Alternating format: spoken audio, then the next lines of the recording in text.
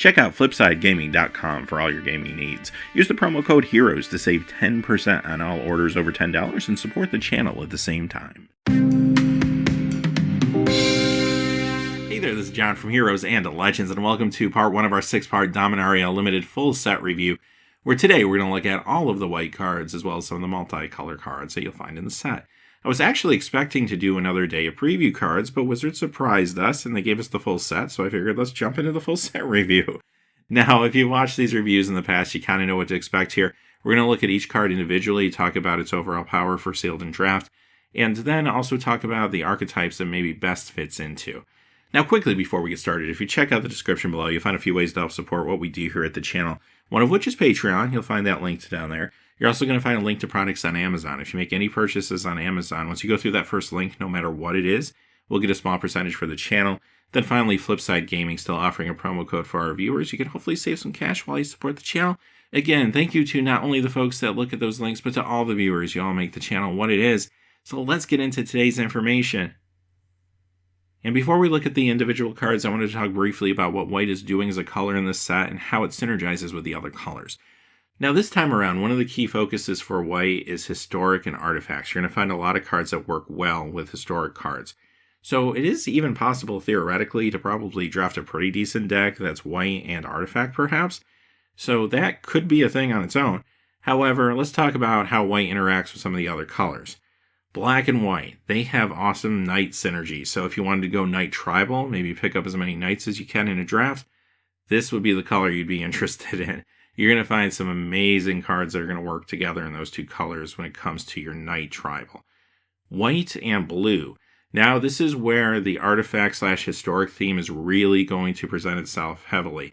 All of the colors in the set actually dip into historic synergy and some artifact synergy, but blue and white do it the most, and when you put them together, you could definitely find some strong synergies, and again, you might want to bring in some extra artifacts in some cases there. They're also still very controlling colors. That hasn't changed. You'll see that as we go through the cards the next couple days. Now, what about red and white? Well, that typically is a more aggressive pairing, and that's true here too. The card on the screen is a perfect example of that. The ability feels very white, but the creature itself feels very aggressive, being a 3/3 flying first striker. What about green and white? Well, it's all about the creatures. Now, green is bringing ramp to the table, so it does allow you to go a little taller or maybe some larger creatures faster. But also, both colors have at least some opportunity to go wide. Green is going to have Saproling token creation. White doesn't have as much token creation, but they do have some soldier tokens, some knight tokens. You'll see those today. So, if you're drafting, definitely look hard at these archetypes, but don't underestimate knowing the archetypes for sealed either. Even though you might not have a fully formed deck in these themes, just knowing the synergies between certain cards could help you actually put together a better sealed deck for your pre-release next weekend. So that's really what we're trying to accomplish here with these videos. Without any further ado, let's go into the individual cards. We'll start off with Adept Will. Okay, so this is a fine combat trick. This is the type of card that if I can fit one in my deck, I'll be happy to run it. Not something that I'm going to run all the time because sometimes it will get pushed out because I just have better things. Better creatures, better removal spells, and I just don't have a place for it. But I would say a good 80-90% of the time, I usually probably make one of these work anyway. Because not only is this good in combat and can surprise the opponent, but also it can deal with spot removal effectively a lot of the times as well. For 2 mana, this is a decent card for you. Aven Sentry. Not my favorite creature. Now, it's a common, you'll see a lot of these floating around, so if you need a 4-drop with some evasion, it's there for you, and it's definitely not unplayable, especially in sealed. However, what I don't like about it is it does trade down with other smaller flyers. It's very common to find like 2/2 flyers that are going to cost 3, and of course in combat, this is going to trade, and that's not great when you're paying 4 for it, right? So, not unplayable. Like I said, there's going to be times where you need the evasion. I kind of wish this was a knight. Making it a bird soldier kind of takes it out of the knight tribal game. It would have been a little better then, but it's fine. It's just nothing great. Probably many times won't make your cut though. Baird Stewart of Argiv. Okay, this one is very strong actually for 4 mana as opposed to the previous creature we saw. It doesn't have flying, but it has a lot more going on. 2/4 vigilance. Again, it's not a knight. Kind of wish it was a knight, but I don't know. Maybe they didn't want the knights to take over and be too powerful. But anyway, this is awesome because it makes your opponent really think about how they're using their resources. To attack you, or a planeswalker you control, they are going to need to pay mana for each creature attacking. Some of the time, they can afford to do that, especially later in the game. That might not matter that much. But for the middle of the game, when you're trying to get set up and get your legs under you, this really slows down your opponent. They have to decide, do they attack when they see an opening, or do they play another threat and try to build up their army more? They can't always do both. And combine that with the fact that you have a really nice blocker and a 2/4 vigilance creature that can also attack if there's an opening, and you have yourself a really efficient 4-drop here. Very, very good pickup for you if you happen to have this in your pool. Benllish Honor Guard. Alright, I'm going to say this probably multiple times over the course of the week. But 2/2s for 2 with upside, I love them. The 2-drop spot in your sealed and your draft decks is probably the most critical spot of your curve. If you don't put enough good creatures there, you could fall behind early and never recover. So whenever you see these 2/2s for 2 that also have abilities, you want to pay special attention to them. Make sure you get enough of them and put enough of them into your deck. Now this one, on top of being a 2/2 for 2, also has some pretty good upside to it depending on the situation. First off, it does interact well with legendary creatures. One thing to point out, in case you haven't heard yet, every pack is going to have a legendary slot in it. So even in a game of Sealed, where you're opening 6 packs at pre-release, you're also going to get an additional legendary foil aside from your promo card. So I don't think that's going to be a problem. I think legendaries are going to be flowing pretty well. In draft, it gets even potentially better if you can pick up a lot of legendary creatures. But I do think that's a pretty decent ability on its own. It's also a human knight, and like I said before, knight synergies, especially between black and white, could be good, and if you have the right cards to go along with this, well, wonderful. So overall, very good card, and even if you don't have any other legendary creatures while this is on the battlefield or any knight synergies, still can be decent for you. Benllish Marshall. Okay, now this card is a bomb. First off, yes, it is a knight, so that's important. Also, though, 3 casting costs, 3 on color. So I do want to warn you there. You want to make sure you can cast this thing. I don't think you're going to have a problem, though. Let's say you're 50-50 white and another color. Even 40% white, you're probably still fine. Now, if you're splashing white, you might not want to run this thing because you'll get it stuck in your hand probably more often than not. That's a problem. But as long as you're comfortable with that casting cost, this is an awesome ability. First off, size-wise, this is great. A 3/3 creature in white for 3. You don't see that all the time. Usually you're paying like 4 for a lot of those. So 3/3 has nice power and toughness behind it. But more importantly, of course, that Anthem effect, giving all your other creatures +1/+1. So this is going to be great, obviously. Black and white knights will be perfect, but it's going to be good really in any build. I mean, definitely if you can go wide as well. So green and white would really appreciate something like this. Even red and white, which is a little more aggressive, but they could have some small goblins and such. They'd appreciate this. Overall, if you can get your hands on this card and you're comfortable with that casting cost, go for it. Blessed Light. I joked about this when this card was previewed, but that art, that's what it's going to feel like when you open a pack and you see this card. It's going to be shining in your hand like that. You're going to be in awe on your knees looking at it because this is awesome removal. And am I overhyping this card? Okay, maybe a little, but it's awesome.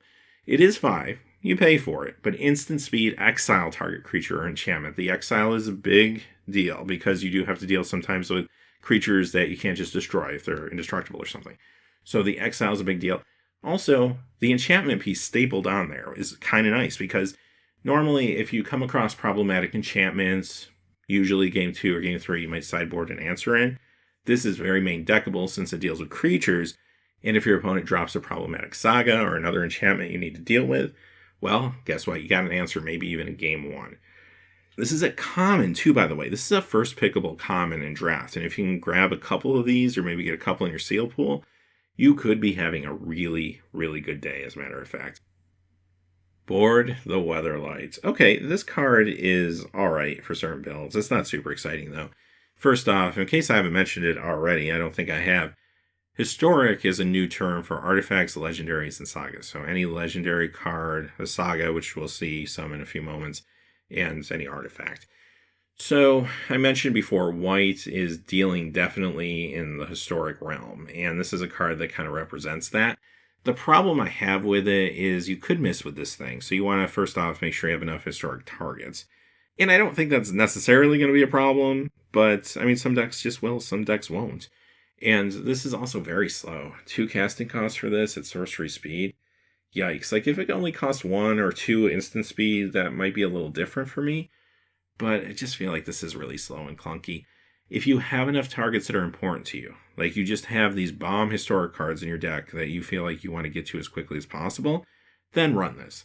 But in most cases, I think you skip it. There's just better things you can put in your deck, basically. Just stronger creatures, or removal, or a combat trick or something. This just doesn't always fit in, unfortunately.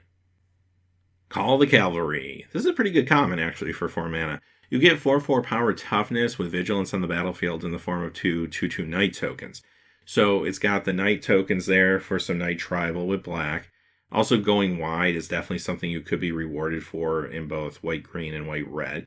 This is actually playable no matter what color combination you're in, as a matter of fact. It gives you a lot of board presence quickly, and I do like that quite a bit. Really strong common here.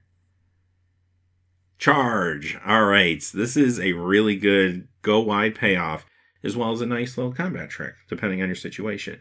In a pinch, it's a cheap, fast combat trick, which might give you a slight advantage, especially if you're behind and you need a way to kind of stall the board state a little bit or come back. But really, where you want to use this at instant speed is when you do have the ability to go wide, attack in with a lot of creatures. Again, this is probably a little better in Boros colors or Selesnya colors, but again, it could fit into a lot of different decks, no doubt. If you can create some tokens, you're going to be pretty happy to run this, or if you're just going wide with a lot of cheap creatures. Debenhams Trapper. Okay, this one I'm not thrilled about. It does tie in with historic spells. It might be a little bit better, of course, in some of these blue-white decks that care about that a little more. What I don't like about it, though, is it's a 3/2 for 3. If I don't have enough historic going on where I think I'm going to trigger this enough of the time, I don't want to play a 3-drop that's going to trade for a lot of 2-drops. That's the problem with the card. Now, if I'm in those colors, maybe Azorius colors, and I do have a lot of payouts here, or maybe I'm doing white artifacts or something like that, if I have enough payouts, then the card becomes a lot better, especially if I'm getting more aggro. And in some cases, you might even consider this as a Boros card because it does feel like it's allowing you to go more aggro and get past some big threats with small creatures. It does have a role for sure, but just think it through. Make sure you have enough ways to trigger it before you play it. Danitha Capuchin Paragon. Okay, this is a 3 casting cost 2/2, but you know what? You're getting a lot of abilities here. First Strike, Vigilance, Lifelink, that's phenomenal. Also, aura and equipment spells you cast cost 1 less to cast. So again, you get that tie-in, you're getting a little bit of cheaper costs for some auras. Not that there's a ton of auras in the set, but there's some that you might want to play. And also equipment. So you get that benefit. But what if I'm not running any auras or equipment in my deck? Is this still worth running? Yeah, as a matter of fact, it still is. Even though it costs 3 for a 2/2, that First Strike goes a really long way for me, as well as the Vigilance and Lifelink. This card's hard to deal with. Now, granted, it can get blown up by direct damage or something, like all creatures can to a degree. And it is a little more fragile if they do have a larger creature that can block it, of course. But if you get this out on turn 3, and with that First Strike, you might be able to swing some life gain out of it, maybe even some damage, and that can be very swingy early in the game. So I do like this card a lot. This is a nightmare for aggro decks. Like if someone's playing perhaps a red-white build or something like that, and you drop this card, they're going to be in for a hard time if they can't get rid of it. So aside from all that, this is also a Knight for Knight Tribal. Yeah, this is another card that's probably a very high pick in draft, maybe even first pickable in a lot of packs. I'll be happy to run this for sure. Daring Archaeologist. Another card that probably feels a little bit better in white and blue or just a heavy artifact-centric deck. Now, the base stats are 3/3 for 4. Okay, that's not par. It's not great. It's not bad. It's playable as a curve filler, even if you don't think you're ever going to use the ability. But if you have artifacts in your deck or some good ones, then yeah, go for it. Also, historic spells make it larger, so you have the potential to, best case scenario, play this, return an artifact from your graveyard to your hand, replay that artifact, now the thing's a 4/4, play another historic spell the next turn, now it's a 5/5, and you're living the dream. It's going to happen every once in a while, but even if it doesn't, a 3/3 for 4 is not the worst thing in the world. So if you have a lot of historic, I'd say go for it. You're going to have good moments with this card. If you don't, you might still play it if you need a curve filler. Dauntless Bodyguard. Really good aggro card here that gives you some upside if you draw it late. So a 2/1 for just 1. I like those kind of cards. You can get some early damage across, again, especially in a more aggressive build like red-white or something along those lines.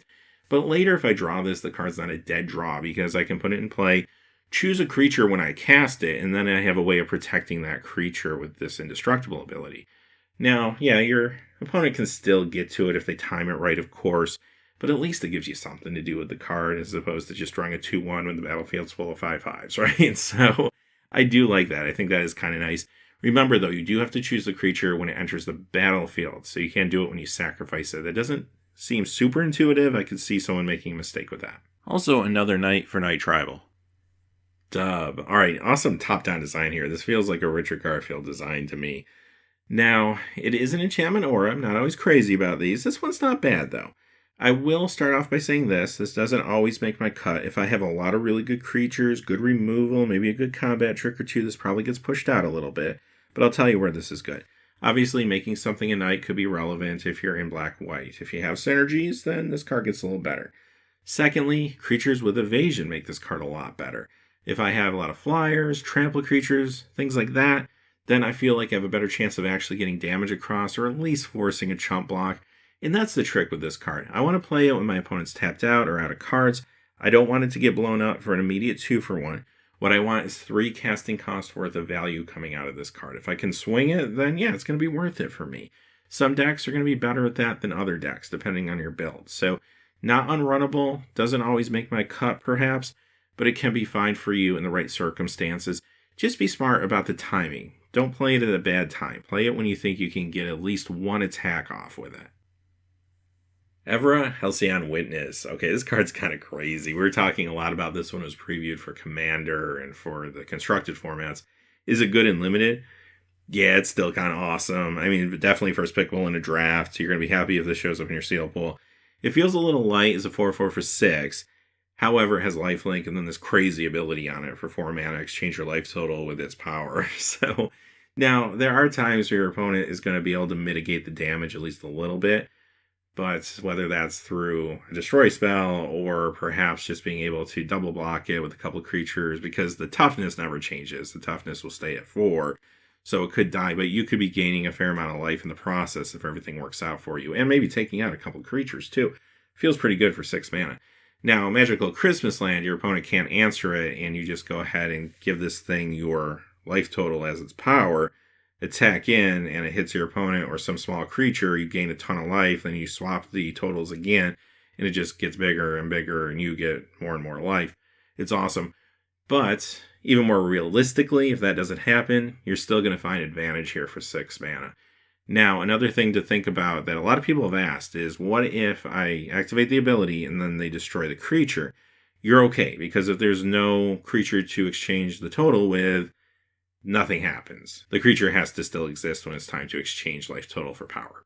However, if they're able to get the power down, especially to 0, you might be in for a bad time. So that is something to think about. There is a slight risk there that could happen, especially if they have open mana and they're in a color where you have to worry about that. Just something to think about. Overall, I wouldn't let that stop you. Go for it, because you could, more often than not, have a really big play with this card. Excavation Elephants. It's okay. This card's kind of slow. I mean, it is an elephant. It's very flavorful. I'll give it that.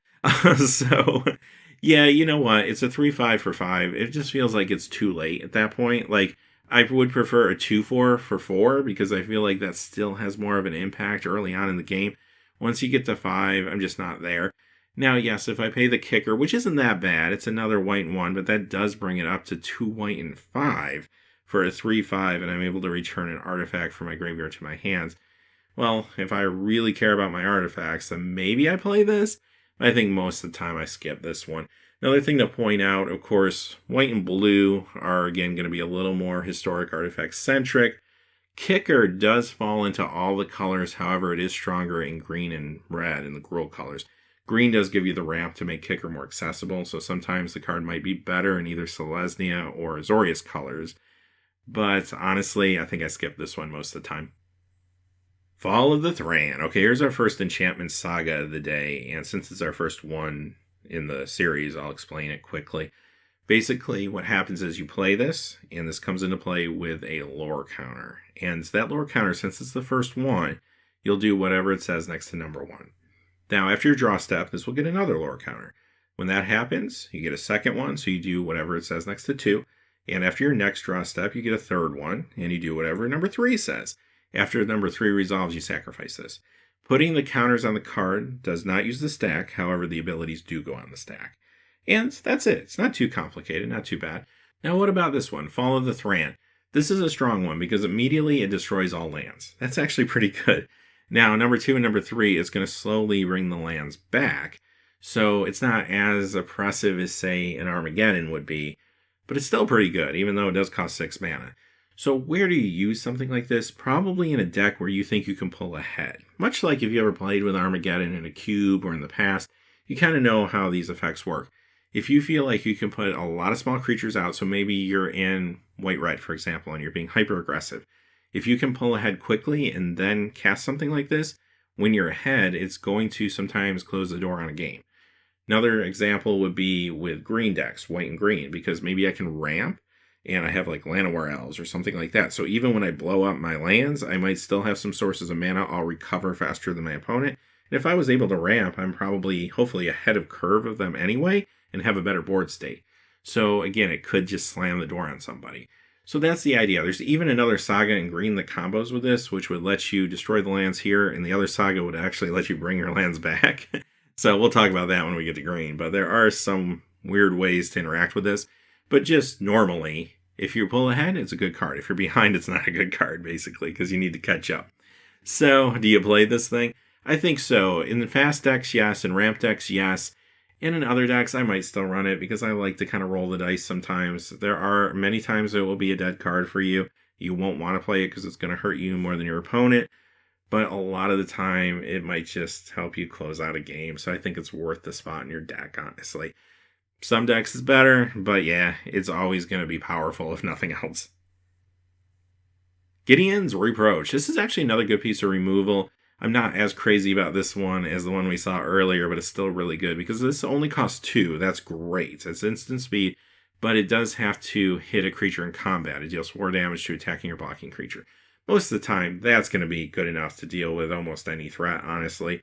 This is a reprint, and it was pretty good in limited back then. So it does what it's supposed to do for 2 mana. It's very quick, it's very cheap. You're going to be happy to pick these up. Very first pickable, again, in some packs. A good common. Healing Grace, basically a sideboard card. And if you're up against a very aggressive build, I would side it in. Other than that, I'm probably not going to play this one. History of Benalia. Not only is this a saga, but this is one of the 2 white mythics, and this one is good. This is hyper economical because even if something happens to this thing, look at it this way. You pay 2 white and 1, and you get a 2/2 night creature token with vigilance. So paying 3 for 2/2 power toughness, it's not great, but it's not the worst thing in the world either, considering it has vigilance and there's also potential night synergies there. Now, on the next turn, you get another one, so now you're up to 4/4 power toughness on the battlefield with vigilance, and you only paid 3 for it. The next turn, as long as this doesn't get blown up or something, knights you control getting +2/+1 till end of turn. Now, even if those are your only 2 knights, that's still a really nice buff for the turn. So you're getting your money's worth and then some from this card. It just takes a little time to resolve. You can look at that one of 2 ways. In one way, it feels almost like a Planeswalker because every turn you're getting a free ability. I only paid 3 for this. I got my little 2/2. It survived. And the next 2 turns, I got some sort of benefit for free. That's kind of awesome. Another way you could look at this, though, is if someone blows it up, you don't get all of that benefit all the time. So the entry cost is important on these things. For me, this is a good entry cost. Like, I'm happy. If this thing doesn't make it to 2 or doesn't make it to 3, I'm still okay for what I paid for it. And because it's so economical, that's why they made this one a mythic, quite honestly. So like I was saying before, you do have to dodge things like Blessed Light. Sure, someone could have that, especially in their main deck. Will people main deck artifact enchantment removal in this particular set? Well, I don't know. It's hard to say yes for sure until we sit down and play with it, but it does feel like there's at least some potential for that because there are good artifacts, there are good enchantments, including these sagas. So it could be something people at least consider. But even so, it doesn't mean you don't play these things because you can't worry about what your opponent's going to do all the time, especially in limited. You just have to play out your more powerful cards. This is a powerful card. If it works out for you, wonderful. If it doesn't work out as well, it doesn't work out as well. It didn't set you back that much. So even better, of course, with night synergies, as you could imagine, but really good anywhere, anytime. Invoke the Divine. Okay, well, this is probably a sideboard card for me. Destroys an artifact or enchantment, gains me some life. And there's times where that's going to be important. When it is, I'll bring it in. And like I said a moment ago, would I fault somebody for main decking this in this set? Probably not. I feel like targets will come. Me personally, I probably would be more comfortable using it as a sideboard option. Knight of Grace. Very good, inexpensive knight here. 2/2 for 2. It's got the first strike, the hexproof from black. I know it's not protection from black. Sure, that's better, but still, this isn't bad considering the casting cost. And then on top of that, if you have a black permanent or your opponent has a black permanent, now it's a 3/2 for a striker. Yeah, this is awesome for 2 mana. Obviously, again, better in Orzhov colors for a couple of reasons this time, because you kind of want to stack the deck to have that black permanent. Also, other knight synergies, goes without saying at this point, but even if I'm not in those colors, I'm running this thing. This is a fantastic 2/2 for 2 with upside. You know how I feel about those. Knight of New Benalia. Here's the obligatory 3/1 for white and 1 that you see in every set nowadays, and this time it's a knight though, so that's kind of cool for knight synergy. But do you play this otherwise? Yeah, I think you do. I don't necessarily like these better than 2/2s for 2, but what I do like about these is they do trade up a lot of the time. They also tend to, if your opponent stumbles, actually put across decent damage at times, like sometimes 3-6 damage early in the game. Not all the time, but every once in a while. So considering even just the potential trade up for 2, yeah, I'm happy to run 1 or 2 of these. I'm not going to go crazy. Like if I happen to find like 3 or 4 of these, I don't want to go overboard with them because I want something a little more stable in my 2 spot other than a bunch of 3/1s. But yeah, 1 or 2 of these is fine. Quende Pride Ephemeraph. This is another good Knight Tribal card. It's a Knight on its own. It's got double strike. It's a 2/2. And it gives other first strike creatures you control double strike. So that a lot of times will be Knights. That's the tie-in there. Now, for casting cost though, let's pretend for a moment I don't have a Knight strategy going. I don't have a lot of first strikers in my deck. Is this worth it? It's not great. Not horrible. Don't get me wrong. It's definitely a runnable 4-drop, even if you don't have any synergies. But by the time it comes out, your opponent's going to start having larger creatures. And anything that's more than 2 toughness, it just doesn't feel great to me anymore. You want to take advantage of that first strike. And if you can get across damage with this thing or buff it, well, that's a different story. But again, in a vacuum, it's a little underwhelming for me for 4. Now, if I have pieces around it, that's very, very different. And again, those could be Knight synergies, other first strike creatures. It could be ways to pump this. If I have those things available to me, yes, I'm all in on this card. But there might be moments that I could see myself actually running stuff over this at the 4 spot.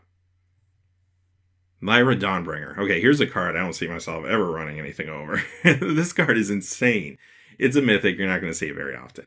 But when you do, you're going to have a good day. First off, 2 white and 3. Very, very cheap casting cost. For a 5/5 flying first strike lifelink, also gives other angels you control +1/+1 in lifelink. I'm not even worried about like trying to make angel tribal. Like maybe you have a Sarah angel or something and then it gets a little better with this, but I'm not even starting to be concerned about that. I'm going to put this thing on the battlefield. If my opponent can't deal with it, I win. That's it. I win. and if they can deal with it, okay, I only paid 5 for it, So this card is insane. First pickable all day long if you're lucky enough to see it in a pack and draft. Won't happen often, like I said. If you get it in sealed, try to play it. I mean, granted, maybe all your other white cards are horrible or something, I don't know. But if you can play this thing, it can be game winning. Try to make it work, right? This thing's awesome. Macy Unicorn. It's a 2/2 for 2 with upside. You know how I feel about that. I actually saw a card with these stats recently in the Ixalan block, but it was a vampire. It was pretty good and limited then. Pretty good and limited now. Now, obviously, being a unicorn doesn't have any tribal synergies, but okay, I'm still fine with it. If I'm on the play, especially putting this down on turn 2, even attacking in 1 time and getting by with it, that's a 4-point life swing. That is not bad at all. This is a pretty good 2-drop.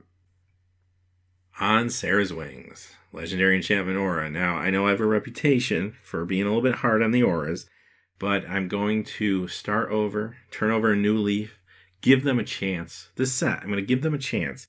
I'm going to try to play some of them. I had some good experience with cartouches not too long ago, so I'm opening my mind, and I'm going to give this one a try. But seriously, here's what I like about it. It's a little expensive at 4, and I can't promise I'm always going to include this in my deck. If I have a lot of strong removal, strong creatures, other things that are just really good, it might get pushed out. But, again, just be smart about when you play it.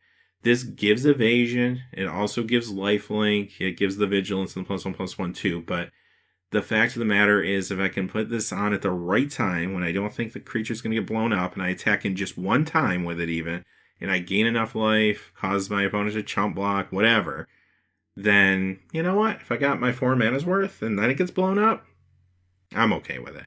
And I do think it's worth it. Just play it when your opponent's tapped out or has no cards in their hands and you feel like you can get by. I like the fact that this gives evasion as well, so you don't have to have the evasion already on the creature. So that goes a long way for me with this one. Pegasus Courser. Okay, I like these little flying creatures that give other things flying. I'm always a sucker for these, especially if you're in green, which has potential for large creatures that might not always have evasion. You're able to temporarily give something evasion. Now, your opponent is going to probably deal with this as soon as they can, especially if you have large creatures, whether that's through removal or even through just blocking it with a couple small flyers.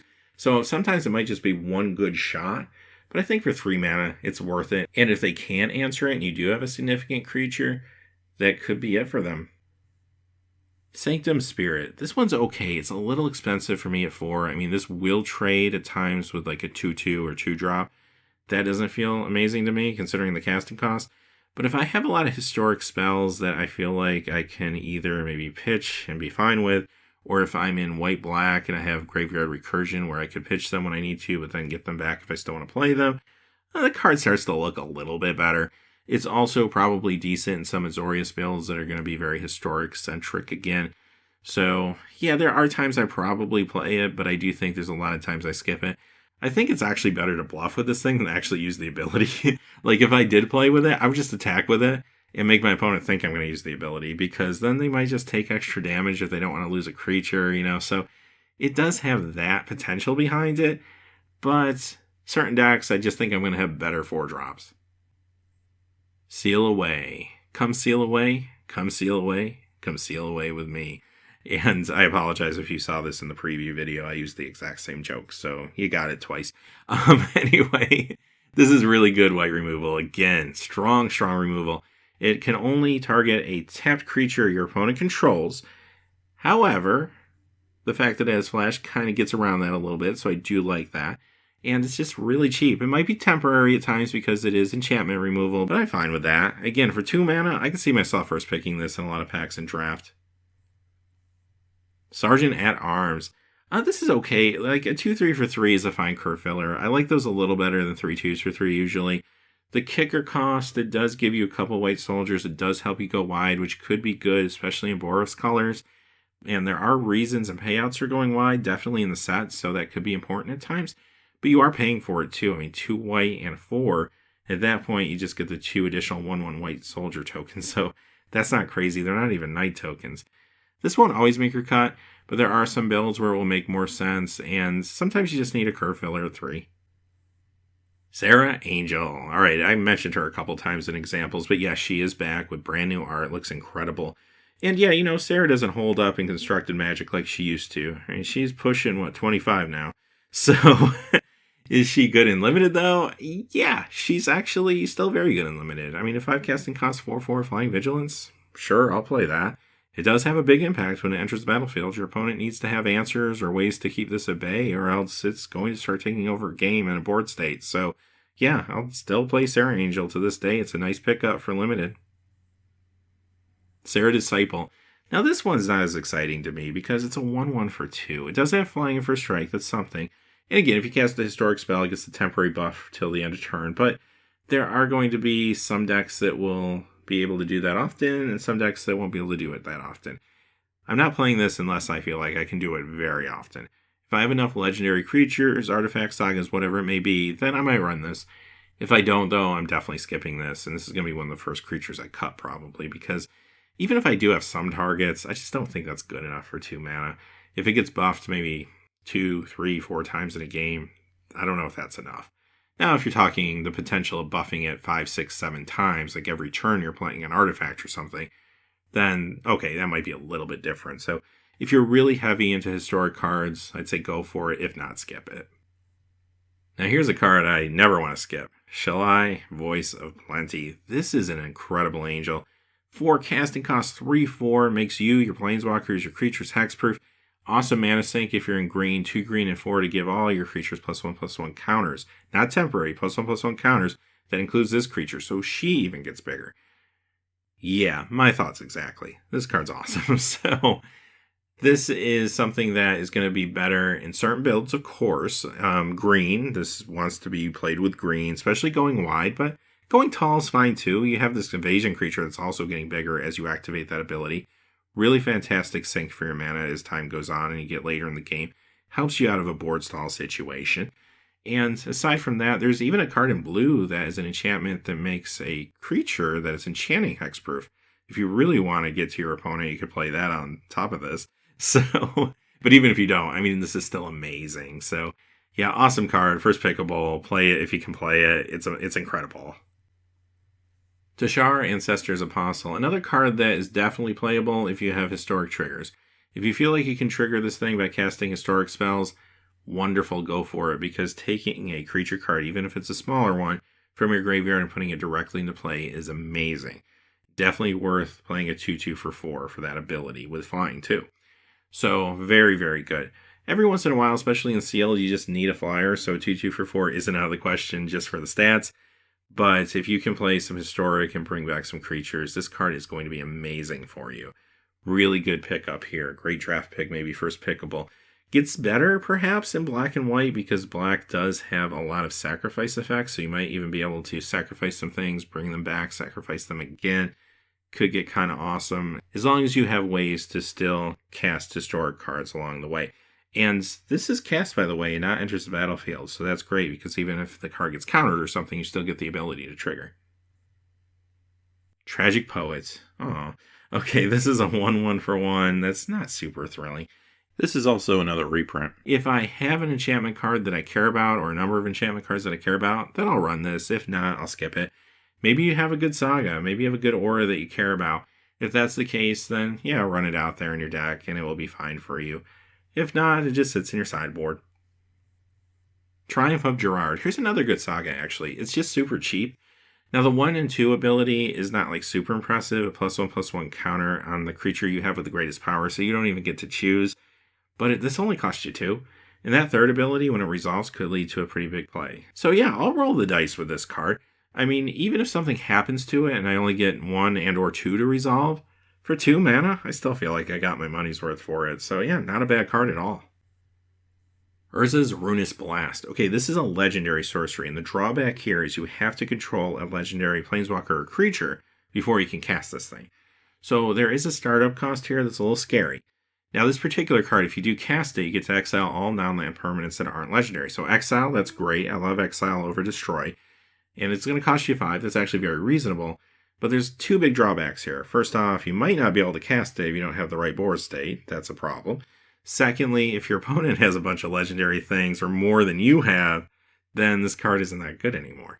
But even with those drawbacks, guess what? I'm still going to play this. Unless I have absolutely no legendary creatures and or planeswalkers in my deck, then okay, skip it, of course.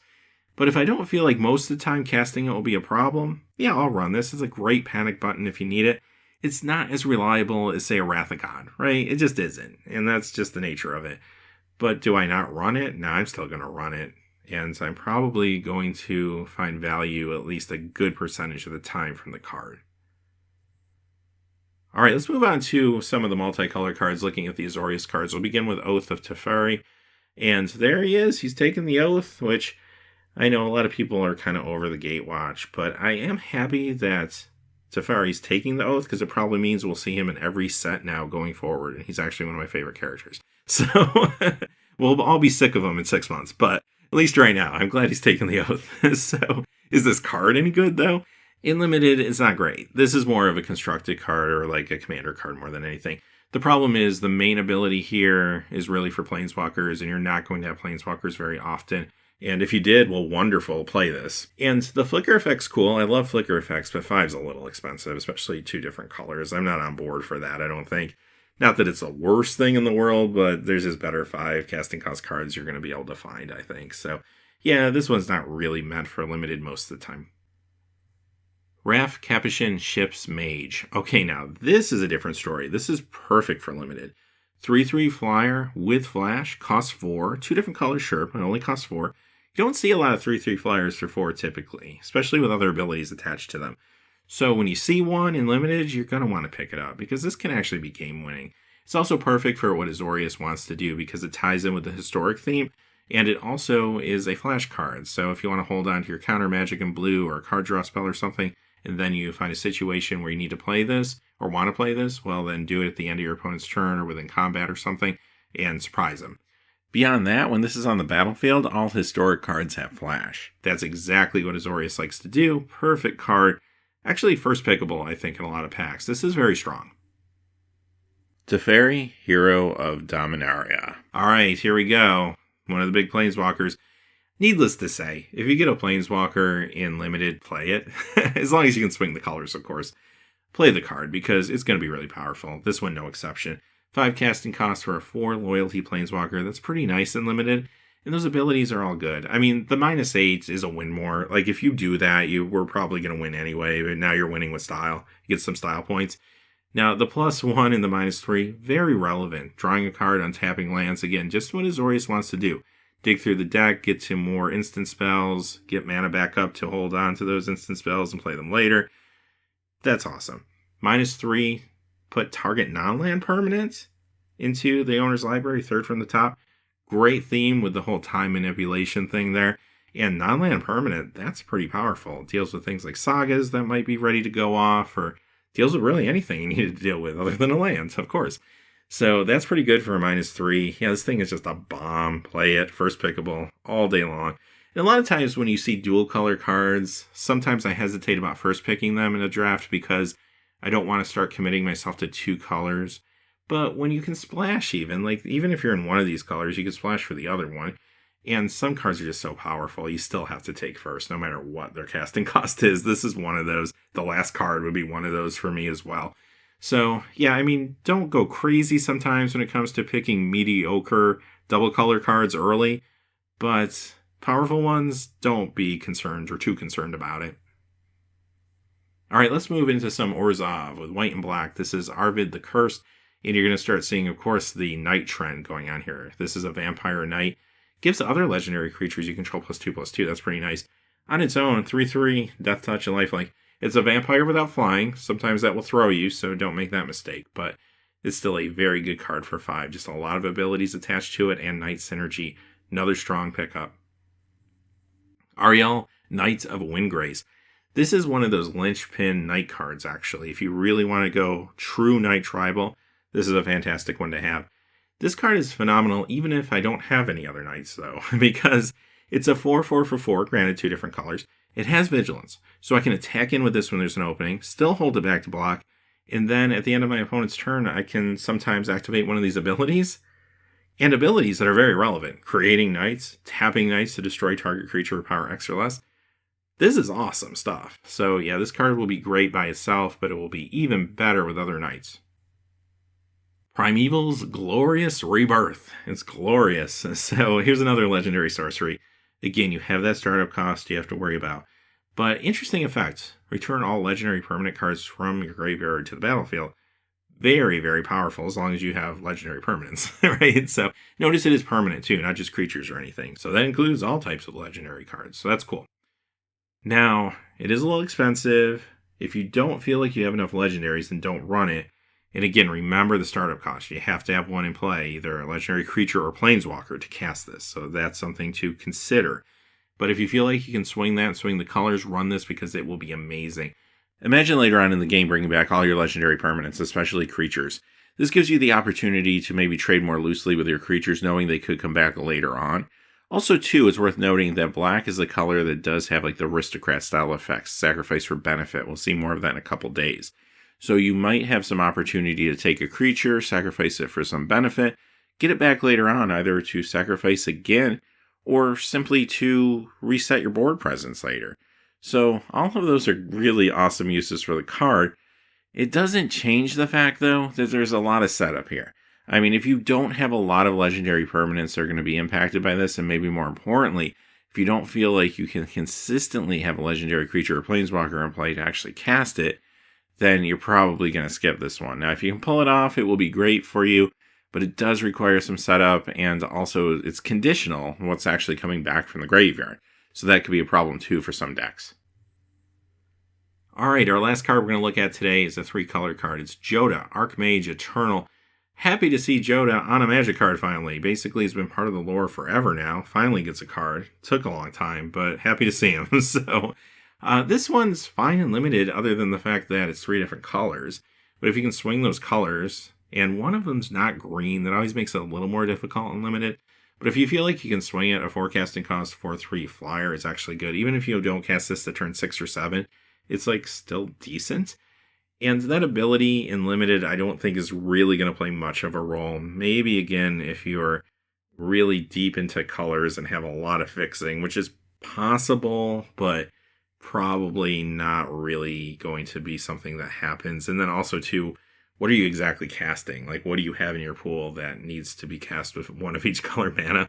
There are a few things that cost more than 5. You could cheat into play, but it's going to be really hard to pull that off. So, yeah, that doesn't feel realistic to me at all. But the reason they did that more than anything is because this does allow this to be a 5-color commander. And especially for Brawl purposes, now you have a card that's a 5-color commander for Brawl. So, yeah, it makes sense why it's there. But again, in limited, it's not doing a whole lot. Other than that, yeah, not a lot to say about it. You won't play this a lot because of the color requirements, but every once in a while you might be able to swing it. Alright, with that being said, those are all the white cards and a number of the multicolor cards.